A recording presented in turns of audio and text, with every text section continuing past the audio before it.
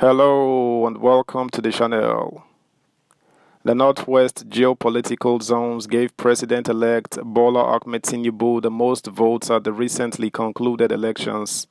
So was that enough reasons to give them two very useful positions in the incoming 10th National Assembly, thereby depriving the North Central?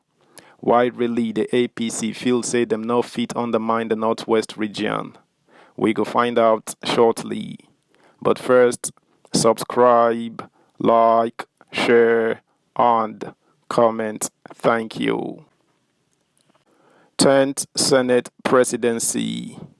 Why APC can't undermine Northwest. Oddly, in the history of Nigeria's democratic adventure, has there been so much frenzied interest in the convocation of the leadership of the National Assembly? A new administration to be helmed by President-elect Bola Tinubu of the All Progressives Congress APC will be sworn in on May 29. A few days after, the new president will order a proclamation in line with constitutional provisions for the inauguration of the 10th National Assembly and the constitution of its leadership. Expectedly, wide consultations have begun by different individuals and interest groups laying a stake to especially the Senate presidency. From the north central to the southeast and everywhere in between, the story is the same.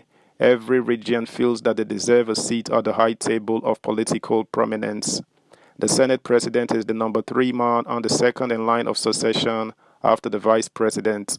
So he is not just another senator. Several ranking and surprisingly new senators, including former governor of Edo State, Adams Oshiomhole, outgoing governor Dave Umahi of Ebonyi State, and senators Osita Izunaso, Orji Kalu, Abdulaziz Yari, Jibrin Barau, and Godswill Akpabio, among a few others, have signified interest in leading the Senate. The volume and velocity of their clamor and consultations and visitations to those they feel can swing things in their favor continue reverberating around the nation. So intense as the agitation for which zone gets what in the National Assembly that the APC, through its National Publicity Secretary Felix Morka, was recently forced to denounce the zoning permutations being peddled in the media. To be clear, Morka said the party has yet to zone positions of leadership of the 10th National Assembly. Any decisions made in that regard will be duly communicated via the party's official information channels. The denouncement came on the heels of a groundswell of scuttlebutt that the president-elect fancies the position going to the South-South, where Senator Akpabio is the presumptive favorite. A ranking senator and former minority leader in the 8th Assembly, Akpabio is indeed one of the leading candidates.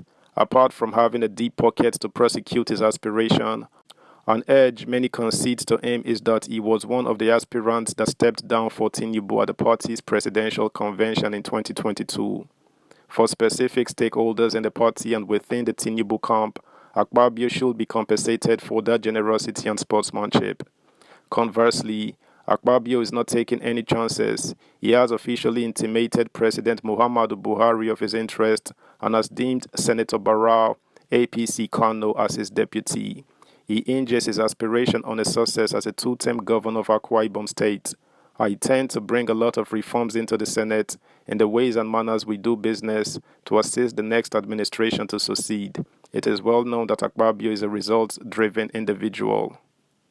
You will remember that when I was a governor, I made significant contributions to infrastructure, education, social issues, and human empowerment, he said. But is that enough? Like Akpabio, Governor Umahi, a new senator-elect, also recently visited President Buhari about the same issue, saying justice, equity, and fairness must guide APC when zoning the principal offices of the 10th National Assembly. According to him, if you look at the true reflection of our society, you will agree with me that the right thing to be done by leaders without prejudice to their rights and their thinking is that the Southeast deserves the number 3 position. This is very important, and I have always said that you can deliver somebody by the reason of majority votes of a particular region, but you also need the minority cooperation of the minority people to have a holistic nation to govern. Before Umahi, Senator Izuna Sow, the senator-elect for Imo West, who was first elected into the Senate in 2007, had also visited President Buhari. In both the Southeast and the South-South, I think the question should be obvious. I am the oldest. There is no senator today in APC of Southeast or South-South that is older than me in the Senate, and that is an institution that believes in ranking. So I am the highest ranking senator in both Southeast and South-South, Izuna Sow said.